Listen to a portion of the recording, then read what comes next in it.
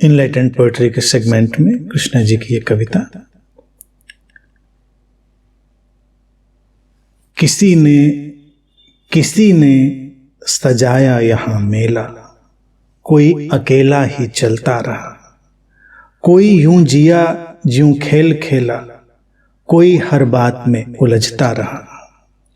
वक्त की आग के दरिया में हर कोई मोम सा गलता रहा। वक्त की आग के दरिया में हर कोई मोम सा गलता रहा। भीड़ ही भीड़ है हर तरफ, भीड़ ही भीड़ है हर तरफ, लेकिन कोई भी तो साथ नहीं। अपना अपना सलीब उठाए हर कोई अकेला चलता रहा। कोई यहाँ अंधेरों में खो गया तो कोई उजालों में खो गया। कोई रास्तों में ही खो गया, कोई मंजिलों पे भटकता रहा। कोई चिराग जलाता रहा, कोई चिराग बुझाता रहा। कोई चिराग सा बुझ गया, कोई चिराग सा जलता रहा। अपनी ही कस्तूरी की तलाश में, अपनी ही कस्तूरी की तलाश में कोई जंगल जंगल भटकता रहा।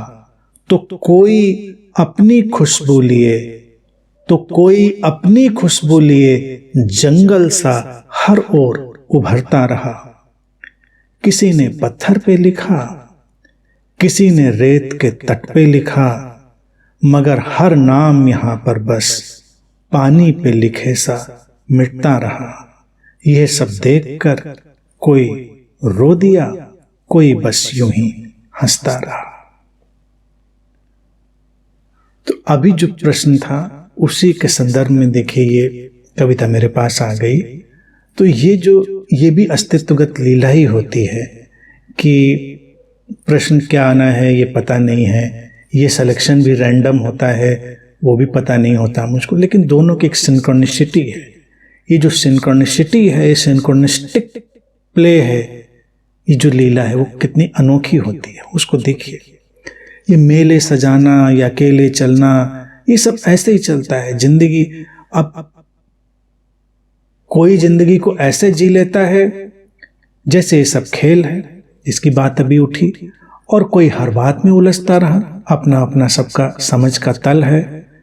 वक्त की आग के दरिया में हर कोई मोम सा पिघलता रहा। करो कुछ भी, अकेले चलो, साथ में चलो, खेलो, उलझो, लेकिन ये जो वक्त है ना, ये आग सा बह रहा है उसका दरिया, उसमें पिघलना तो मोम की तरह ही है। चाहे उलझो चाहे सुलझो, अंत पिघलने पर ही होना है। भीड़ है हर तरफ, लेकिन अब कोई भी तो साथ नहीं। अपना अपना सलीब उठाए हर कोई अकेले चलता रहा। भीड़ में हम रहते हैं, लेकिन साथ ढूंढने जाए कोई नहीं मिलता। सबको अपने कंधों पर अपना सलीब उठाना पड़ता है। जैसे जीसस की घटना हम देखते हैं, अपना सलीब उठाकर अपने कंधों पर वो चले। उनके शिष्य थे, उनके इतने भक्त थे, प्रिय थे, कोई उनका सलीब लेकर तो नहीं चला। अपना सब छूट गए पीछे। जो लोग जीने मरने के वायदे करते थे, कसमें खाते थे, उनके शिष्य सब पीछे छूट गए।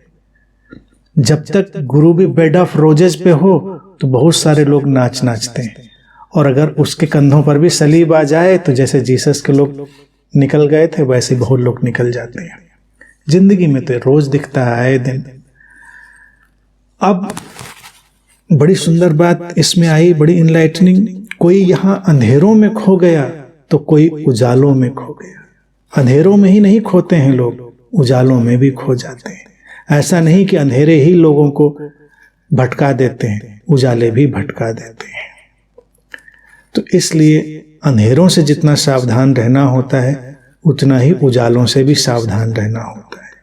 जब कोई अज्ञान में है तब तो जो सावधानी रखनी है, लेकिन जब कोई ज्ञान की यात्रा पे चल रहा हो तब उसको बहुत सावधानी रखनी है। अज्ञान में भी लोग खो जाते हैं और ज्ञान में भी खो जाते हैं, जरा सा चूके गए। कोई मंजिलों पे भटकता रहा और कोई रास्तों में ही खो गया। रास्ते में खो जाना फिर भी सुकून देता है, चलो रास्ते पर खो गए थे कोई बात नहीं। कोई मंजिल पे जाकर भी भटकता रहता है, पहुंच तो गए, अब आंखें नहीं खोल रहे, दाएं बाएं घूम रहे। उससे ज्यादा त्रासदी वाला जीवन क्या हो सकता है। कई लोगों की जिंदगी ऐसी है। बल्कि मैं देखता हूं दो ही तरह के लोग हैं जो भटक रहे हैं रास्तों पे, मंजिलों पे। मंजिलें हैं लेकिन भटकाव कम नहीं हुआ, क्योंकि वो परिपूर्णता तो आने में वक्त लगता है ना। अब कोई चिराग सा जलता रहा, कोई चिराग जलाता है, कोई बुझाता है, कोई चिराग सा बुझ जाता है, कोई चिराग सा जल जाता है। जैसे गरिमा वाली बात आई, गरिमा, कुछ लोग गरिमा बनाने में लगे, कुछ गरिमा गिराने में लगे, कुछ चिराग बुझाने में, कुछ जलाने में, और कुछ अपनी गरिमा अपने आप खत्म कर लेते हैं अज्ञान में, और कुछ गरिमा में हो उठते हैं, चिराग से जल उठते हैं। अपनी ही कस्तूरी के तलाश में कोई जंगल जंगल भटकता रहा। ठीक है, ये बात भी अच्छी है, वो है तो खुशबू सबके भीतर, जैसे कस्तूरी मृग होता है सबके भीतर। जंगल जंगल भटकना अच्छा है, सुंदर है, लेकिन कोई अपनी खुशबू लिए जंगल सा हर ओर भरता रहा, और किसी के भीतर खुशबू ऐसी आती है कि उसके होने से एक जंगल उग आता है। भटकना नहीं पड़ता कि जंगल जंगल भटको, जंगल उग आते हैं, हरितिमा फैल जाती है। उस जंगल में खुशबू तलाशते हुए और भी बहुत से लोग आ जाते हैं, जिनको हम बुद्धाज कहते हैं।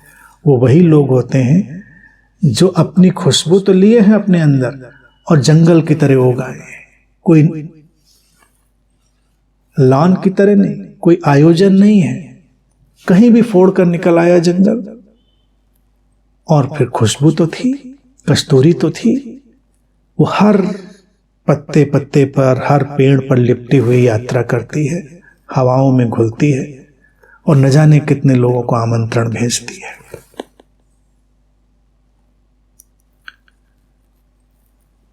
कोई पत्थर पे लिखता है, कोई रेत पे लिखता है, सब पानी पर लिखा हुआ नाम है। और कोई ये देखकर रो देता है, कोई हंस देता है। जैसे कबीरदास ने लिखा, संसार की गति देखकर, ये देख कबीरा रोया, तो एक कभी कभी किसी के अंदर वो रोने की स्थिति बन जाती है। कोई महाकाश्यप होता है, वो अट्टहास कर देता है, हंस देता है। तो जब जीवन का साक्षात्कार होता है, वास्तविकता होती है, तो अलग अलग प्रतिक्रियाएं हैं। कोई ये देखकर सब, उसकी आंखें गीली हो जाती हैं, क्या तमाशा बना रखा है, क्या हाल बना रखा है, कुछ लेते क्यों नहीं है भाई। तो किसी की आंखें थोड़ी नम हो जाती हैं। कोई देखता है इस सारी उलझाओं में, वो हंस देता है। पत्थर पे नाम गोदने में जुटे हैं, कोई रेत पर नाम लिखने में जुटे हैं। सब चल रहा है, सब उसी में, झंडा गाड़ने में तो हर आदमी पूरी तरह से मशगूल है, व्यस्त है। तो ये सब स्थितियां देखकर अलग अलग प्रतिक्रियाएं हैं।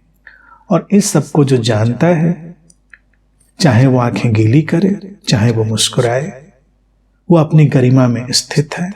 वो जानता है ये संसार ऐसा ही है। उसने इस संसार की वस्तु स्थिति को देख लिया है। वस्तु स्थिति यथार्थ को देख लेना ही मुक्त करता है। वही अपने स्वरूप में स्थित हो जाता है, तो कोई समस्या नहीं रह जाती। ये ऐसे ही सब खेल चलता है। मेले जुटते हैं, अकेले चलते हैं लोग, ये सारा तमाशा, बाकी सब जीवन की लीला।